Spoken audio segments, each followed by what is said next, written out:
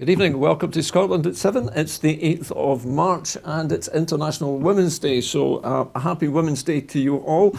And in the same vein, I'd like to welcome my two guests this evening. First of all, Siobhan Tolland, who's well known to most of you who watch this programme. Welcome back to the programme. Siobhan, how are you this evening? Not bad. I'm sick of looking at me, so I don't care about anybody else, but happy International Women's Day, folks. Okay, thanks, Siobhan. And also joining us this evening is Carey of Democrats Abroad. Welcome back to the programme, Kat. Hello, thanks for having me on. You're more than welcome. I'm going to get on with the coronavirus first of all, before we come to the main news this evening. So, as of 2 o'clock today, a total of 1,716,162 people in Scotland have been tested through NHS Scotland labs and UK government regional testing centres since the beginning of the pandemic. Of these, 1,510,163 have been confirmed negative. 205,999 have tested positive. There are 501 new confirmed cases of COVID-19. This, of course, will be an underestimate of the number of cases. Not everyone with the virus will display the symptoms, and not all those with symptoms will be tested. There was also one new reported death of a person who tested positive today. The number of patients in Scotland who have died from complications caused by the coronavirus COVID-19 infection now stands at 7,422.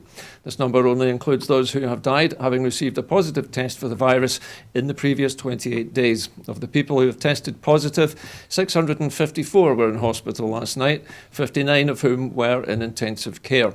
Now, as of 8 o'clock this morning, 1,774,659 people had received their first dose of the COVID-19 vaccination, and 118,732 had received their second dose. The latest UK daily figures show that 124,566 patients who tested positive for COVID-19 have sadly died from their illness, an increase of 65 since yesterday. This number refers to deaths in all settings and not just hospitals. And now to tonight's main headlines. And the Scottish Budget agreement has been reached. The Scottish Government has reached an agreement with the Scottish Green Party to ensure the passage of the Government's budget through Parliament. The budget bill will see the phased introduction of free school meals for all primary school pupils, an enhanced public sector pay deal, new pandemic support payments and additional funding to support environmental, active travel and energy efficiency initiatives. Talks are also continuing ahead of tomorrow's Stage 3 debate with the Scottish Liberal Democrats, who voted for the budget at Stage 1 in exchange for increased spending on mental health, business support and education recovery. The new commitments build on the budget's existing measures to address the challenges of the pandemic and lay foundations for recovery. These include meeting the main ask of businesses by extending the 100% rates relief for retail, hospitality, leisure, aviation and newspaper sectors for a further 12 months. Supporting families, allocating money for a council tax freeze and providing a record £16 billion to the NHS. The new initiatives include pandemic support payments of £130 to households receiving council tax reductions and two payments of £100 to families of children qualifying for free school meals. Also, the phased introduction of free school meals to all primary school children by August the 20th. An £800 pay rise for public sector workers earning up to £25,000 and a 2% increase for those earning over £25,000 up to £40,000. There will also be extending free bus travel to under 22s. £40 million of support for green recovery, including a further £15 million for active travel, £10 million for energy efficiency, £10 million for biodiversity and £5 million for agri-environmental measures. Now let me first of all turn to you, Kat, I think, since you happen to be sitting not quite nearest to me, but I haven't heard from you for a little while. So the budget's finally been pushed through with the help of the Greens and also the Liberal Democrats. This looks like a very good budget, doesn't it? It's very positive. Even given the additional spending which both the Lib Dems and the Greens have asked for, it adds up to quite a good package, doesn't it? Yeah, absolutely. I haven't seen the whole thing, but all the news that I've seen about bus fare being free for under 21s and such things, it seems not only like it's really kind of practicing what they preach about what we want to see from the Scottish government, but it's also what we need right now in terms of the pandemic to serve all the people. I think it's a really good budget to take forward into the elections. It certainly looks it. Siobhan, what was your reaction to the budget today? I mean, we've heard a lot about the budget, but not many of us knew what the Greens and the Liberal Democrats were asking for. But it looks like a good one, doesn't it? Yeah, I mean, the free school meals, I think is an issue that's kind of close to my heart, and it's something I've always thought that we should do. So it's great to see that kind of phased transition. I think it's August 22, that it'll be all primary kids get free school meals. I like the idea of the pandemic payment for our poorest section of society as well. I think also politically though, to me it's a good sign of collaborative working in a minority government parliament. Hmm. I kind of always like the Green influence on the SNP at budget time. I think it just pushes the SNP just that wee bit further. Uh-huh. So I do think that there's a victory there. I think and especially in terms of the Lib Dem support as well. So it's a good budget from lots of ways. I think it's a taste. It's always a taste of what we can do. We can always do a little bit better. And also, just finally, though, on a maybe slightly negative, my friend will never forgive me for not saying this. I do think the health sector needs a bigger pay rise. I know that times are tough, but I think that they've worked through this under extraordinarily difficult times during COVID. I also think in terms of investment in our workforce, I think we need to do that because we've got an exhausted, tired and pretty run ragged health service now. And I think that if we want to keep our staff and we want to keep the NHS staffed, then we might want to put that investment in now because otherwise we'll just have to train new nurses because so many will leave. Yeah. So yeah, I think that that's maybe the downside for me, that maybe a bigger pay rise there. Okay. Kat, so Siobhan thinks that perhaps that there's probably still more room for some more pay for the staff in the NHS.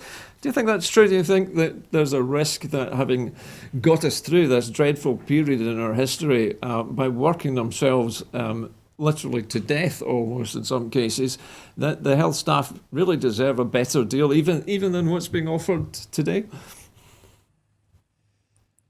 Well, I think it might have been the last time I was on here, we spoke about how the UK government was talking about limiting the amount of pay rise that the Scottish government is able to give for the devolved NHS.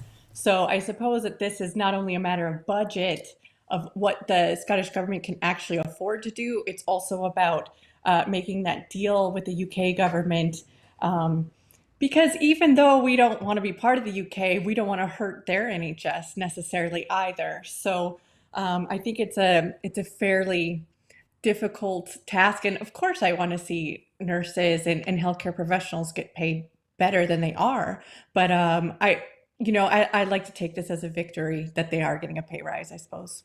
Well, it certainly is double the pay rise that was being promised, I think, by the Conservatives. Am I right that the Conservatives were talking about a 1% pay rise for NHS staff in England, and here we are looking at a 2% rise and an £800 rise for people in the lower earnings bracket. I think that looks like a lot better deal than was being offered by the Conservatives. Yeah, but I don't think doing better than the conservatives should really be our benchmark for success. I guess I would have to really look at what the inflation rate is, the Mm. annual inflation rate to really see if 2% is keeping up with that. Yeah. I would like to see usually a 3% increase each year to account for inflation, things like that. But, you work with what you got. I guess so. Siobhan, the other things that stand out for me in this budget are particularly the green aspects to it. It's quite a lot of money being added into the budget, 40 million to support the green recovery, including 15 million for active travel. And many of us, particularly in the central belt, will have seen the springing up of many bicycle roads and lanes alongside our main carriageways. It looks set to be something that we will see more of in the future, and perhaps these are going to be a permanent feature now. Yeah, it would be good, wouldn't it? It's springing up in Dundee as well, actually. It's very nice to see. I think that, you know, the COVID pandemic has kind of perhaps made us realise how important our mental and physical well-being is now, isn't it? So that kind of investment, I think, to encourage that is actually really good. I used to live, in Germany in the late 80s, early 90s, and I was always quite genuinely surprised at how behind we were in the times. Way back then, Germany's, their cycle paths were as standard, they were everywhere, and it just seemed this normal practice across Germany, especially where I was living anyway. But it's good that we're kind of catching up, but it's a long time in coming, I think. But it's a good step forward. It's certainly been a huge increase in the number of bicycles being sold. I heard recently that there's a global shortage of bicycles, that the number of bicycles being sold had shot up by about 400%. Yeah, my uncle was trying to buy a bike because he's a big cyclist, and he was trying to buy one, and he couldn't get one. He actually literally couldn't get one. My dad lives on a very quiet path, which is popular for cyclists, and he was saying that loads of new cyclists started out last March, during at the beginning of lockdown, and he says, and very few have stopped. He says, so they've taken to it and then gone with it. And that's like me as well. I'm kind of got really into cycling over the pandemic because there wasn't that much else to do. I guess so, and walking as well has become a popular pastime. It always was popular, but now more people walking to work. What do you think, Kat? Are we going to see people becoming healthier as a sort of unintended consequence of the pandemic? I certainly hope so. And, I commute by walking as it is. So I think that I've gotten less exercise during the pandemic than, when I was going outside my home every day. But I was retired from the military because of disability. And part of the things that keep me okay and functioning is walking and not driving in a car. So, there's so many health benefits that aren't just there's getting outside, there's the vitamin D, there's the little bit of movement, but even like for mechanical back pain and stuff like that, walking is so important. And while I don't bike in Edinburgh because it is way too hilly for me to be able to handle, I don't take it for granted how wonderful this city is when it comes to green space and walking paths and bike paths. And you just can't trade that. Well, I was in Edinburgh myself just a few days ago, and it was deserted. And I got to walk around quite a lot of Edinburgh and see the sights without all the tourists, which was amazing. Anyway, let's move on to our next story this evening, and that is that devolution is being fundamentally undermined. A new report published today by the Scottish Government shows the extent to which the Scottish Parliament's devolved powers are being eroded by the UK Government following the 2016 Brexit vote, in what has been described as a systematic attack on Scottish devolution. The report sets out how the Scottish Parliament's views on Brexit have been ignored by the UK Government, how terms of reference designed to agree Brexit negotiating objectives among the UK's four governments were disregarded, and the UK Government and Parliament now regularly legislate on devolved policy areas and adjust the powers of the Scottish Parliament without the consent of the Scottish Parliament. And also the UK Government ministers have taken powers to spend in devolved areas, most notably the recently passed UK Internal Market Act allows the UK Government to, in effect, impose standards in a large number of areas that are devolved. It means the UK Government could overrule the Scottish Parliament to impose laws allowing the sale of hormone-injected beef, food regulation or environmental policy. The report also details how the Act is being used by the UK Government to divert funding that should rightfully come directly to the Scottish Parliament. Siobhan, let me come to you first of all on this. Now, Mike Russell has spoken at length about this, I understand as well. But we knew that this was coming. The Internal Markets Bill was going to be used as a sort of a lever to prize funding away from the Scottish Parliament and to allow the UK Parliament to spend in areas of devolved competency which it wanted to spend the money in. How much of a risk to democracy is this? How much of a risk is it to Holyrood to have the British government basically spending the money that which would normally come to Holyrood before we even get it? Yeah, I mean, I think the last time I was on, which was only last week, we were talking about the Welsh government, you know, and their concerns over the kind of the winding down of devolution as well. So it's not a surprise. I think that it's a slightly clever move by Westminster because finances are kind of a bit more tricky for, I think, maybe the general populace to understand as well. But it's a much more underhand way of doing it rather than a straightforward, we're just going to, publicly take the powers. It's, clever, insidious, whatever way you want to look at it, I suppose.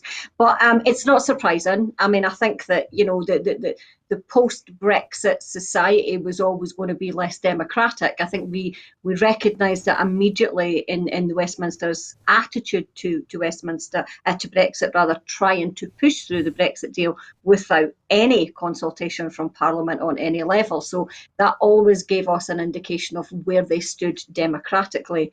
The devolved nations, of course, they've always been a thorn in the side for Brexit, especially Northern Ireland and Scotland and Wales, increasingly more so now.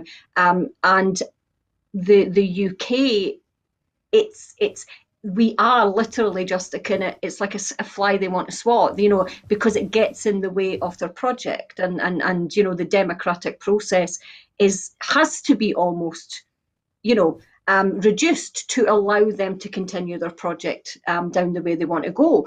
It's not surprising, but I think ultimately as well, it's a lot of people's move towards independence, for instance, has been Brexit gets used, but I think it's Brexit, but I think it's also increasingly what Brexit initiated in terms of the treatment of Scotland. So it's not necessarily just Brexit that Scottish people are now moving towards independence. It's the recognition that how Scotland was treated in a post-Brexit society. And so I think that it's probably going to backfire on them, because what it does is it puts us in an increasingly polarised position.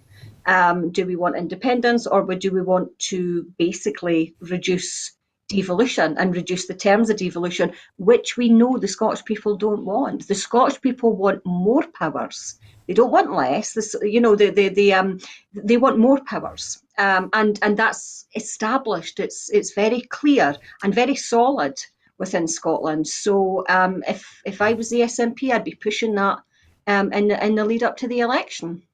Okay, Siobhan. Kat, we've heard what Siobhan had to say there, but there are a couple of other things about the Internal Markets Bill which really changed the whole situation for Scotland dramatically. I mean, for one thing, according to this report, it gives the London Parliament the power to impose lower standards on food standards, plastic packaging, environmental considerations. That the Environmental Protection Act could be rewritten, in fact, because of this, all under the guise of making sure that Scotland is not allowed to diverge from the rest of the UK. This is really a power grab, isn't it? This is what it is. It's just being disguised as something else.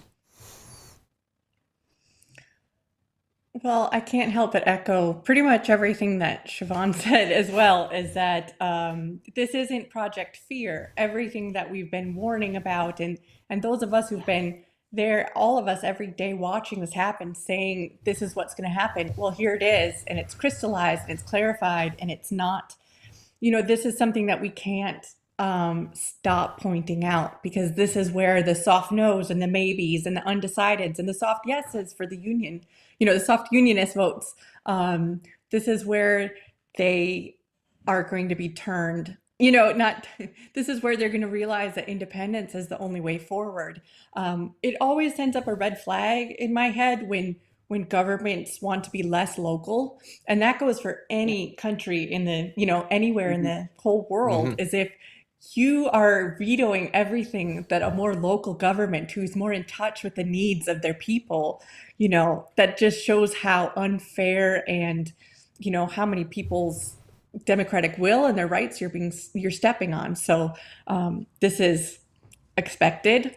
This is not okay. And needs to be something that we continue to talk about until independence.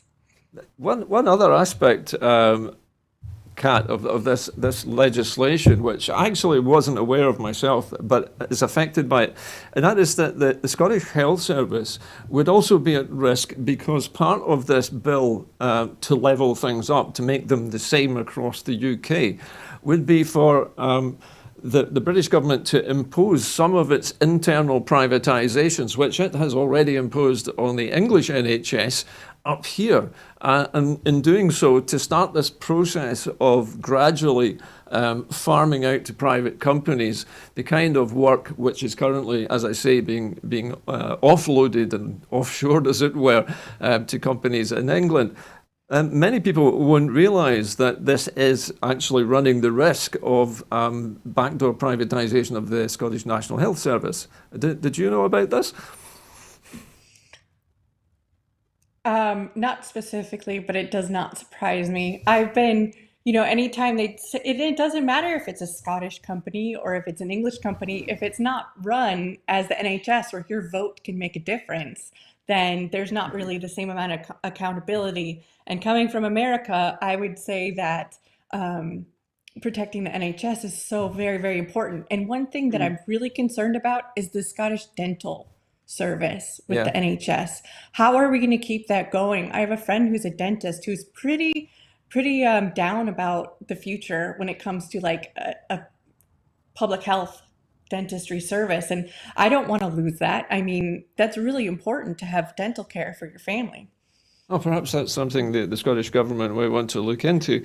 Siobhan, were you aware of the threat to the Scottish National Health Service from this internal markets bill, or is this news to you? Actually, it is, and it's kind of now I want to run away and double check it. No offense to you, but I always like to check my own sources there and read what's going on. But and again, like Kat says, I'm not surprised.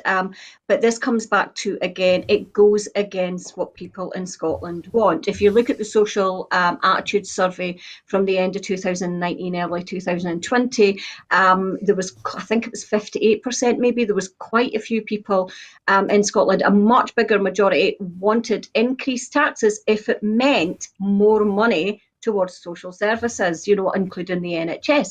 So there is a real kind of concern within Scotland that we want to keep the services that we have. And in fact, there was quite a kind of chunkable amount of those people that wanted bigger investment in the NHS, not less, bigger investment. And that means keeping it nationalised, so it's a touchstone, I think. Do you remember 2014? And do you remember it? It really touched on people, I think, in 2014. It was one big reason, I think, that people wanted independence was the protection of the NHS. And we've been saying that for decades within Scotland. So this is something that I would really want to be pushing and explaining to people. Like Kat said, this is not scaremongering. This is not fear tactics. This is an explanation as to what could happen if we remain within the union. And I, as being medication dependent, I absolutely want to keep my National Health Service. I would pay so much more tax in order to keep my National Health Service. You know what I mean? Yes. And it is that collective sense of well-being that we need to build, not destroy at this moment in time. Well, somebody once described the NHS in the UK as the nearest thing we have to a national religion. So let's hope they're right. Anyway, I'm going to move on to our next story now. And Nicola Sturgeon has announced a national mission to rebuild Scotland. Nicola Sturgeon said today that the SNP would set out plans to rebuild the country and to put Scotland's future in Scotland's hands as the party prepares for the upcoming election. With just 3 weeks of the current parliamentary term left, the First Minister has outlined her national mission. She said that as Scotland will come out of the crisis, we will have a new national mission to rebuild and revitalise Scotland. And the fundamental question before people in Scotland is who has the right to decide what kind of country we should be. Should it be the people who live here, or should it be the likes of Boris Johnson? She believes that it's for the people of Scotland to decide. A Westminster government that Scotland did not vote for is taking us in the wrong direction with a disastrous Brexit and a record of austerity which has damaged our public services, she continued. Ms Sturgeon said that in light of the UK's disastrous Brexit and track record of austerity, the SNP is determined to build a better country and to put Scotland's future in Scotland's hands. Now, Kat, whenever anyone says the last few words of that particular report, putting Scotland's future in Scotland's hands, I'm always reminded of 2014 when the similar strapline was used. How important is it, though, for Scotland to be rebuilt in a way that the people of Scotland want, rather than the Conservative government in London?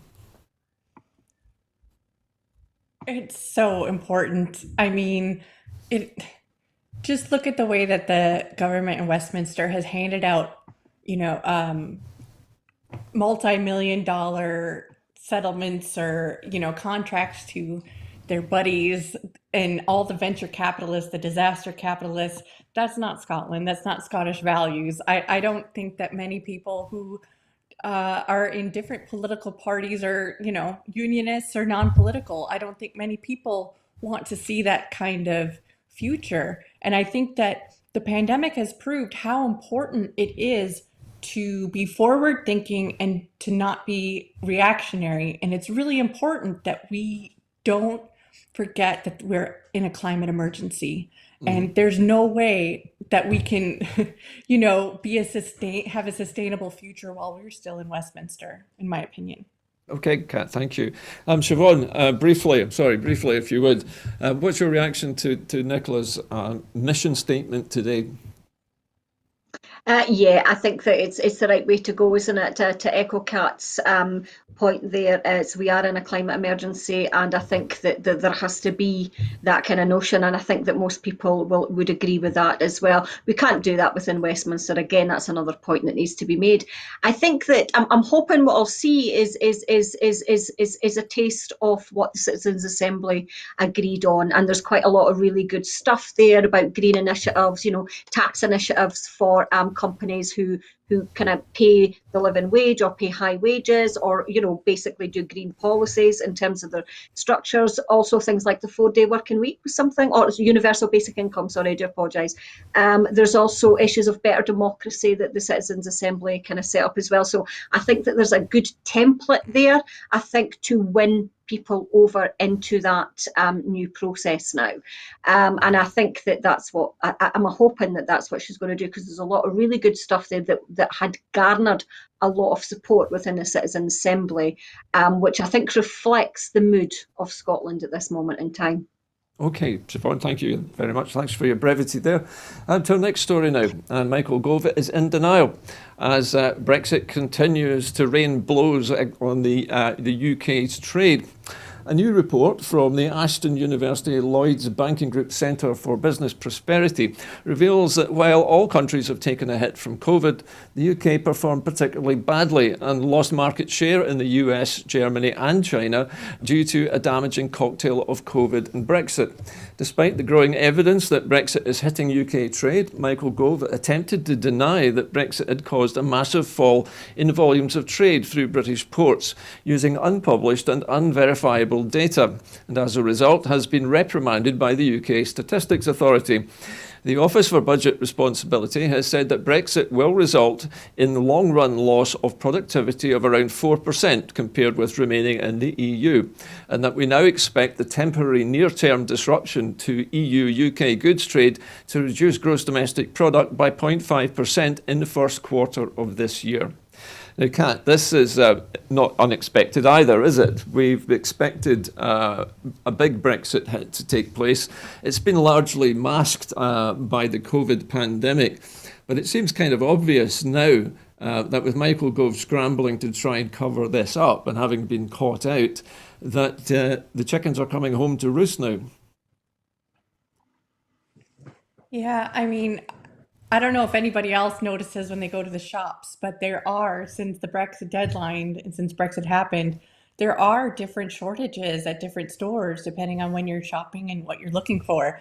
So, you know, is it good that Michael Gove is so bad and so obvious in his lies, or is it, to help us point it out or not? I just would rather it's not happening, but we need to keep, you know, we need to keep holding him to account as much as we can and to show people that when the places where we can't hold him to account. Okay, Kat, thank you.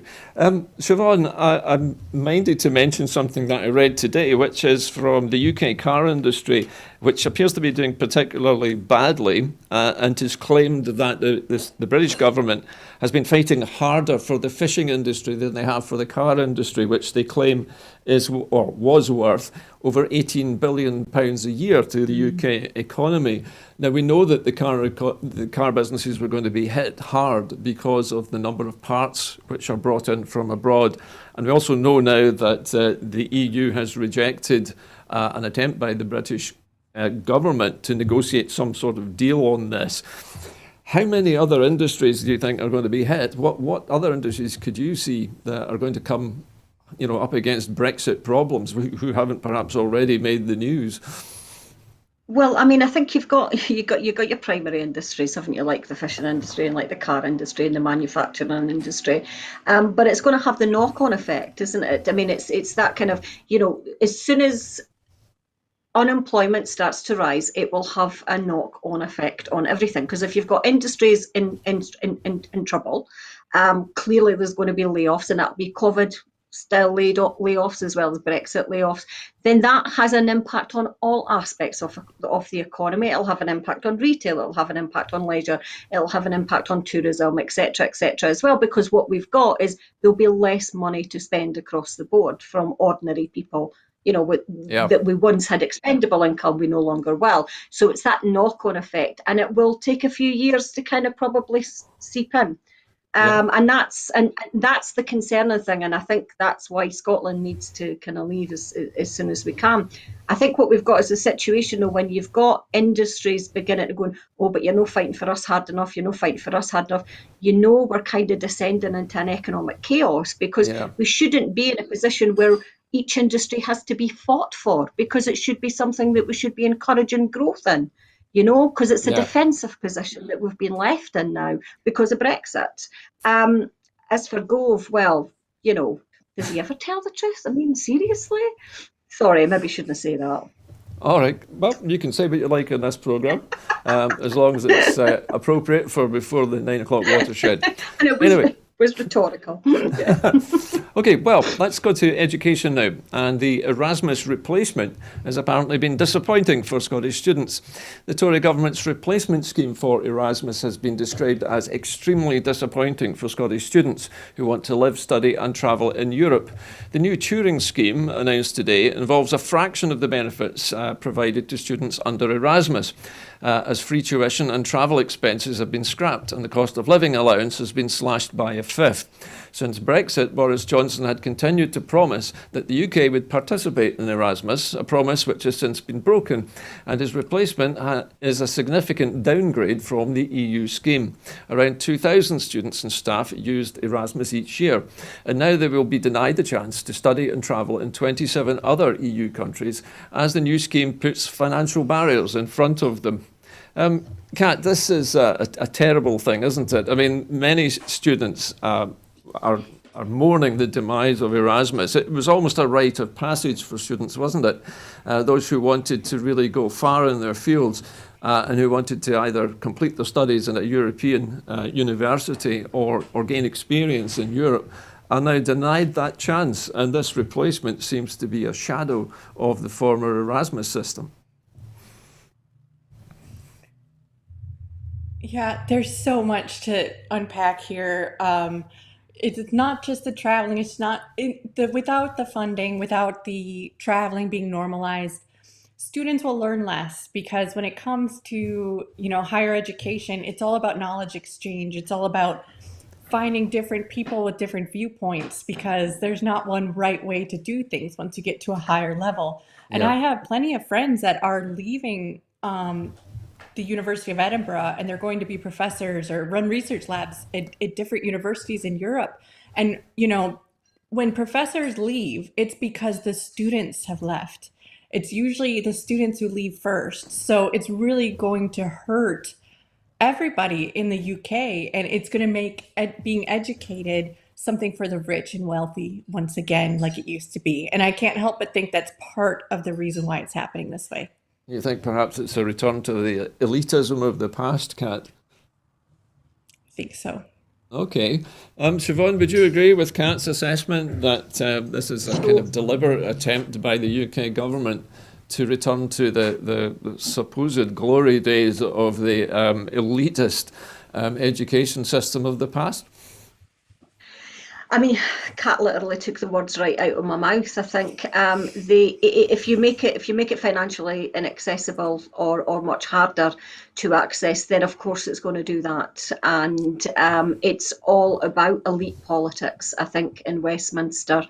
It's a really kind of it's a sad time, and to pick up on Kat's point about the knowledge exchange, and I think that we are all worse for that as a nation because it is about that exchange of ideas. And of course, if you think about the elitist element of that, what that means is that the poorer students will not get that exchange on an individual level, and we won't benefit from that either. Scotland has a long history of European intellectual exchange. We added to the European kind of intellectualism from the 5th century onwards. It's a long history. And here's something that's literally trying to shut that culture down. And make it inaccessible for people in Scotland, as well as the UK. It's a sad time, and it's shocking. Actually, I think what Yeah. they're doing, it really is, and So it is a return to an elitism.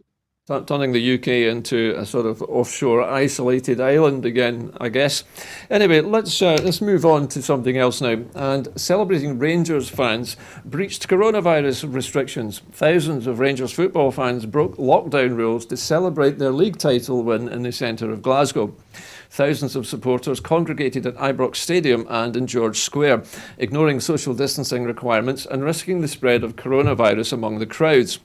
The First Minister had earlier congratulated the club on their win, but later called on the club to intervene to ask the crowds to disperse.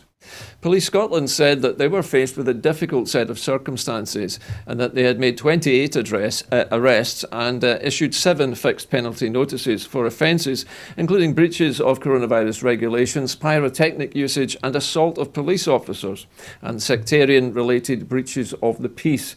Now, Kat, Carey, I guess maybe this is something you're now familiar with, but it's perhaps not something that you're so familiar with in America. But the famous old firm of Rangers and Celtic in Glasgow have a long history of big celebrations on the streets when there are wins in the football championship.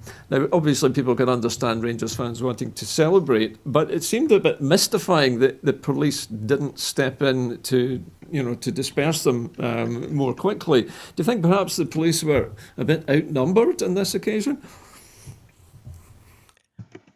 I am very hesitant to lay the blame with the police when anything like this happens. Just like the riots at the Capitol, as more and more news comes out, yeah, there might be a few bad actors that are in the police or a few decisions that were made that were not, that were not the right decisions. But I don't think it's very useful to blame the police for this happening, especially when they're in damage control and they're in crisis control and Yeah, you know they're already spread pretty sometimes thin. sometimes de-escalation and making sure there's not violence is the best that they can do. Yeah. And you look at all the memorial benches that were ruined, but at least, hopefully they kept it from, ruining businesses and stuff getting worse. So, Well, I wish that it would have been better, but I'm not going to leave the blame with the police. I think the blame lays with those Rangers fans that were out there making a mess. Yeah, okay. So the police perhaps just engaged in a bit of damage control. Siobhan, you and I are perhaps more familiar with this kind of activity in Glasgow streets. But I understand that somebody within the Rangers fan base had organised a crowdfunder to replace these benches and actually apologised for them being broken in what he called high spirits, with people climbing on them and jumping on them. Do you think it was, I don't think it didn't look like it was malicious damage, but it certainly seemed to be over the top, and certainly a lot of people were incensed by the fact that this enormous crowd had formed and were just flouting the regulations. Yeah, I mean, it didn't look violent, although the kind of the smoking stuff kind of gave it a feel a wee bit maybe of a bit of a riot, but I don't think there was, if that makes No. sense. I think sometimes in circumstances like that, there's the fear that it might turn into that, and I think that that's often the kind of case, and I can appreciate the anger today. I kind of agree with Kat. I think that the police maybe get a wee bit of a hard deal sometimes, and respect to the guy that's setting up the crowdfunder, but see, when it comes down to it, they flouted the rules, and we're going to have to wait 2 to 3 weeks to see if this has turned into a super spreader event, and because that's what we've got. We were dealing with a highly infectious COVID now, okay?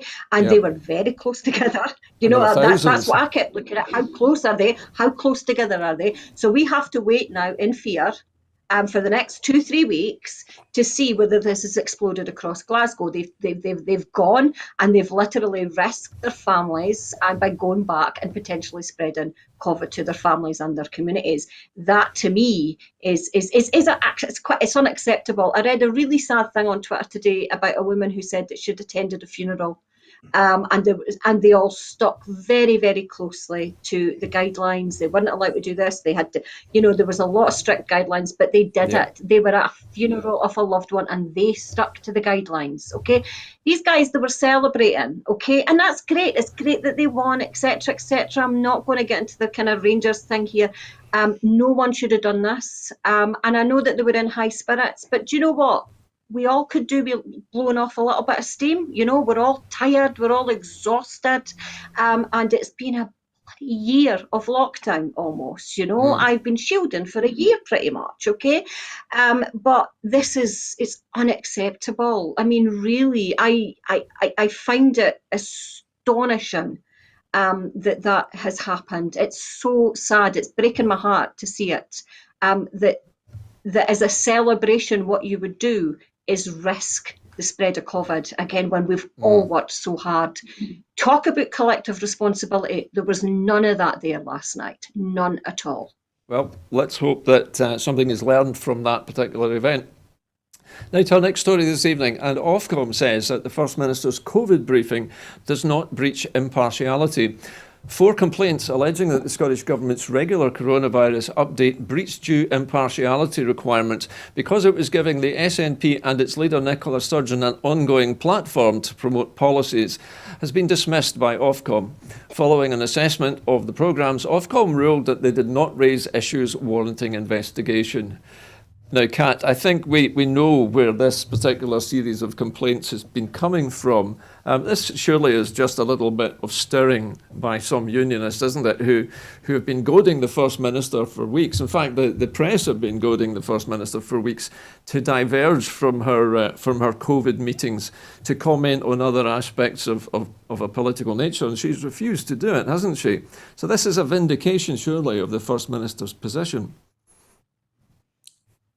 Absolutely. I mean, I think that it's been going on for nearly a year. The whole time she's been doing them, they've tried to get her to step out of line, which I always found kind of surprising that they're allowing these questions through. So that's kind of maybe a signal of how open and transparent the Scottish government is trying to be, because they'll let them ask those questions just to say we're letting anybody ask whatever questions they want. Yeah.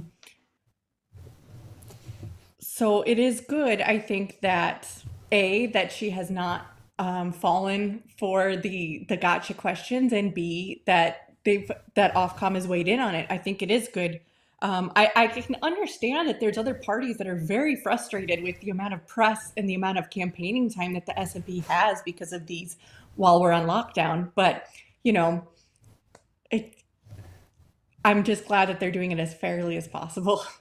Okay, thanks, Kat. Siobhan, would you agree with Kat that the Scottish Government is trying to be as transparent as possible, and the fact that Ofcom has investigated these so-called complaints and found them baseless really just reinforces the fact that everything has been done above board? Yeah, absolutely. And do you know what this is? This really gets to me, actually. There is no other country in the world where your First Minister updating you on a global pandemic would be politicised to this degree. It's shocking and it's disgraceful and it's time wasting to complain about these things at a time where we are desperately trying to grapple and come to terms with a global pandemic that is killing our vulnerable people in Scotland. It's disgraceful. Do you remember, like, because the BBC came under a little bit of pressure because and then so they kind of changed the format a little bit over the summer. BBC Scotland have remained the same, but the BBC, and there was talk about it, them pooling it. It was literally a couple of weeks after that, then it started rising again, and then the need for that became ever so more apparent. That's what that risks. Now, had these people, we know who they were, had these people been successful in pooling that would have put a lot of people at risk. It's shocking partisan behaviour at a time where we need everybody to work together most. I think that the First Minister and the Scottish Government have been impeccably patient in this here.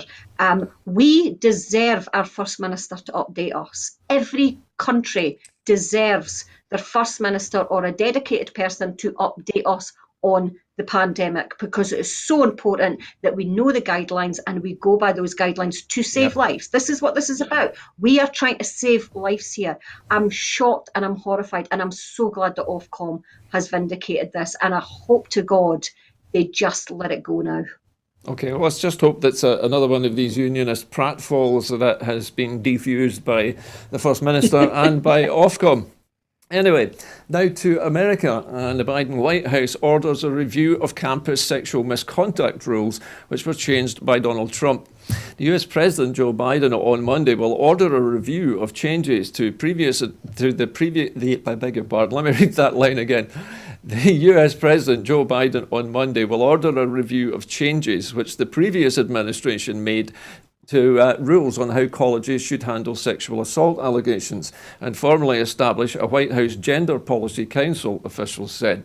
The Biden executive order he will sign later on Monday will direct the US Education Department to review all its existing regulations, orders, guidance and policies for consistency with the administration's policy to guarantee education free from sexual violence, according to the White House fact sheet provided on Sunday night. In 2017, the Trump administration reversed Obama-era guidelines that had spelled out measures schools should follow to try to prevent sexual assaults on campuses. Trump's Education Secretary Betsy DeVos argued that the Obama guidelines resulted in too many students being falsely charged and the accused being treated unfairly. In May 2020, DeVos unveiled a final regulation on how colleges should deal with sexual misconduct allegations on campuses. She said the rules would require schools to act in meaningful ways to support survivors of sexual misconduct without sacrificing important safeguards to ensure a fair and transparent process.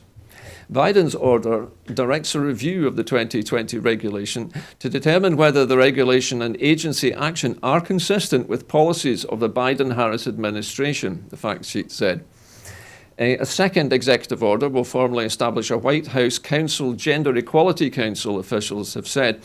The council is part of a government-wide focus on uplifting the rights of women and girls in the United States and around the world, according to a US White House fact sheet. Now, Kat, with you being a resident American this evening, and also with it being International Women's Day, this kind of regulation obviously is kind of a sensitive subject in the United States. But isn't it a bit strange that the woman who Trump entrusted with this seem to have been taking such a light touch with the whole issue of sexual harassment and sexual assault on campuses. Well, these kind of things are really difficult. These kind of problems are difficult to tackle because it's really difficult for survivors to come forward with allegations of sexual harassment and assault. And it's also really difficult to make those charges stick, or, or rightly so, if they don't meet the standards of criminal behavior, then they're dismissed. But the important thing is to make it easier for survivors to come forward, young women and men to come forward. And I think what Betsy DeVos had done and what the Trump administration had done and said, we don't want to see any more sexual harassment, so let's sweep it, or an assault, let's sweep it under the table. Let's not forget about the Stanford kid who was charged and convicted of rape, who only served 6 months in prison because it was too hard on him to serve any more time than that in prison. And that's kind of what had spawned these Obama era changes. So I would like to see them re-implemented and improved upon. Okay.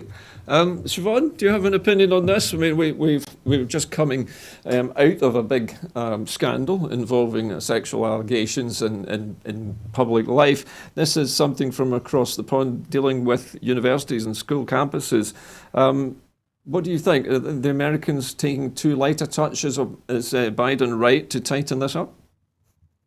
I mean, to be honest with you, I'm not sure of the details, so I can't kind of comment that much. But I do think that it's certainly worthy of looking into. I do think that when you have a president that boasts about grabbing women by the pussy, then you really, really do have to probably look over a lot of the legislation that he had a hand in. Do you know what I mean? Yes. Because that's not going to be fair. It's slightly kind of, asking the fox to legislate to protect the chickens a wee bit here. So there's an element here, and there's also an element that there was certainly increased misogyny. And there was a lot of increased racism as well, but there was definitely increased misogyny that occurred across America in light of Donald Trump's 4 years there. So these things do need to begin to be tackled. Every time, you kind of hear about what Biden's doing, it's almost like he's trying to clean up his mess. I keep saying this, he's trying to clean up the mess of Donald Trump. But I hope that they find a fair way forward that does protect survivors.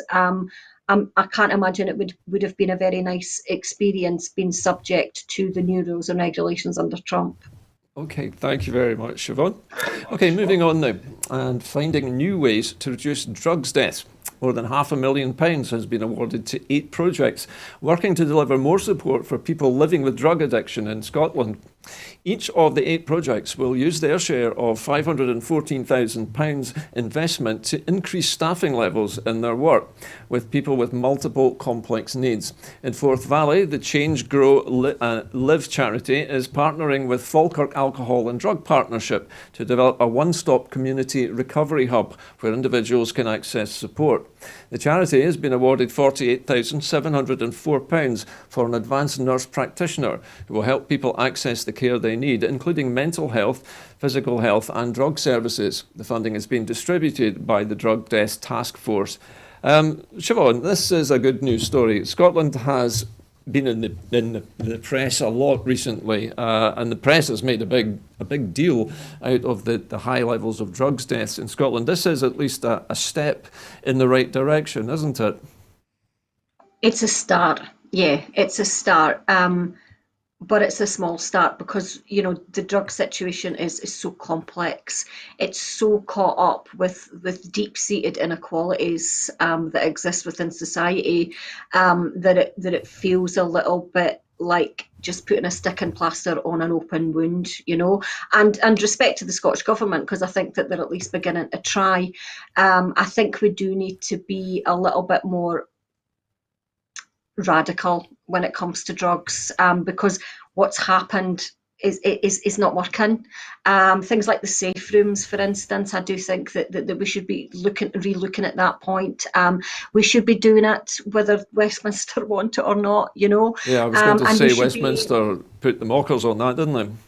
Yeah, and we're tied in that respect. Westminster's still caught up in a criminalising process of drugs as well. So there's a whole cultural change that we need to do. I do think that drugs is one of the big issues that we can only do stick and plasters unless we have the full levers, because it requires a massive rethink of how we work, because it's not just about there's the drug problem, fix it. Drug issues integrate with all aspects of health and well-being across society. It integrates with how we work with economics, it integrates with social policies, it integrates with our culture, it integrates with the deep-seated poverty that we've experienced. So there's really complex issues there, but it is a good start, and it's attempt to try and at least take it seriously. Okay, thank you, Siobhan. Kat, would you agree with Siobhan that perhaps the secret, well, not the secret, but the future of dealing with the drug problem in Scotland is not to criminalise it, but rather to legalise the use of drugs, but criminalise the supply of them, perhaps? I think the most important thing to do when dealing with drugs is to treat it as a health condition, and like we've all said here, we are very limited in what we can do because of Westminster. But honestly, anything we can do to attack this issue as a health issue and to decriminalize it. And honestly, yeah, we should be criminalizing the suppliers, but that should not be our focus. Our focus should be on the people that it's affecting. And like Siobhan said, it's because of inequality, and it's because of all these things that are ever present in societies that we're constantly fighting against. So I don't think that punishing people is the answer. I think treating the problem is the answer, and giving people the power to lift themselves up out of, or giving people the tools to fight the addiction and to fight this as a health problem is probably the best chance we have to decreasing drug deaths. Okay, well, thank you both very much for your comments there. We're coming up to our final story this evening, and with it being International Women's Day, this is a particularly important story.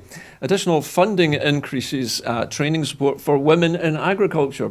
Women living or working in Scottish agriculture will benefit from £115,000 of extra funding for a wide range of practical training courses, including tractor and trailer driving.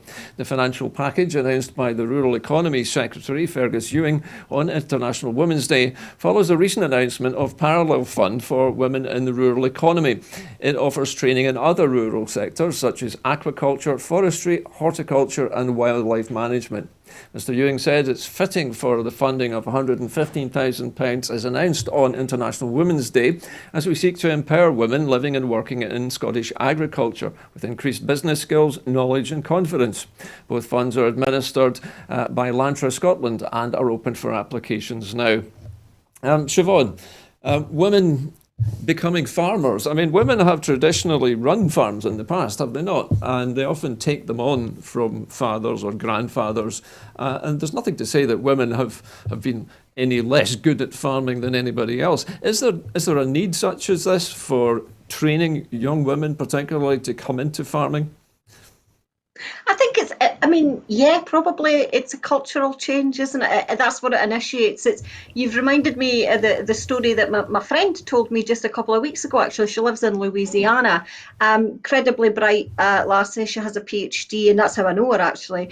But she was, her family has a farm, relatively big farm, and she was saying that she could have taken, she's kind of almost revisiting that path now as a female going into, because different times, 20 years on, etc. But yeah, I think it changes the culture, and I think it changes the expectations of what farming might be. People tend to think that it's heavy labour, therefore it's not suitable for kind of women and stuff. So there's a lot of gender stereotypes still there, I think. But okay. When I was younger, I used to go to the berries. There was no gender stereotypes there. Everybody just nabbled in. As you do. Kat, what do you think? Women farmers and more funding to help train them. It's got to be a good idea, surely. I think so. And I grew up on a farm, actually. I grew up on a small family farm that was sold when I was about 11 years old. And I think that you really hit the nail on the head. There are women farmers, but there's not many women who run farms or are expected to independently carry on the farming.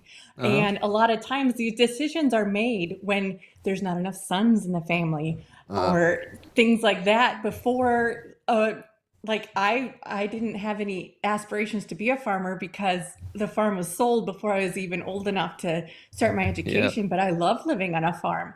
So I think that this is just really important to drive us towards a more egalitarian society where people can do what they want and serve society and the collective good in the way that they best, their abilities best match. Well, I wish Day Tucker was here at the moment because she's one of our regular contributors, and Day is a sheep farmer herself. So maybe we'll get her views on this in another edition. Anyway, sadly, we have run out of time this evening on this programme. But let me just remind you, of course, that Broadcasting Scotland is in the middle of a major fundraiser at the moment. So if you'd like to help us to make more programmes and to be there for all the big events of 2021, you can do that by following the instructions on your screen now. You can become a regular supporter for £5 a month, or you can give an individual donation, or even volunteer to help us here at the studio. But whatever you do, everything helps. Anyway, from my two guests this evening, from Kat Carey and from Siobhan Tolland, and myself, Gordon Ross, a very good night to you. What distinguishes Broadcasting Scotland from a website or blog, apart from our brilliant programmes, Hi there, I'm Gordon Ross. are the costs we face to enable us to produce those programmes. These costs are significant and ongoing. However, our facilities are able to do so much more if only we had the staff. In the last year, some of our supporters have cancelled their subscriptions. In one way, we would prefer it if it was because they didn't like us, rather than it being because of the financial pressures which we are all under because of COVID. The really positive outcome of our fundraiser is that at a time of economic challenge in Scotland, we will use your donations to create jobs and in a small way contribute to improving the Scottish economy. If you want us to be Scotland's independent broadcaster, able to provide an alternative mainstream television platform, then please support us. Scotland is going to be an independent country. Just imagine what we could do if we had even 1% of the BBC Scotland channel's budget. Imagine. And then please consider turning your imagination into reality. Please support us if you can afford it.